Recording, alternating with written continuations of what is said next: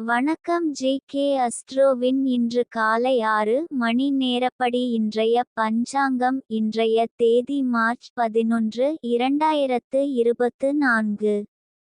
இன்றைய கிழமை திங்கள். இந்நாளிற்கான ராசி மீனம். இந்நாளிற்கான நட்சத்திரம் உத்திரட்டாதி முதலாம் பாதம். இன்றைய திதி பிரதமை. இன்றைய யோகம் சுபம். இன்றைய கரணம் பவம். இன்றைய ராசி சிம்மம் ராசிக்கு சந்திராஷ்டம ராசியாகும். மீனம் ராசியின் இன்றைய திதி சூன்ய ராசிகள் துலாம், மகரம்.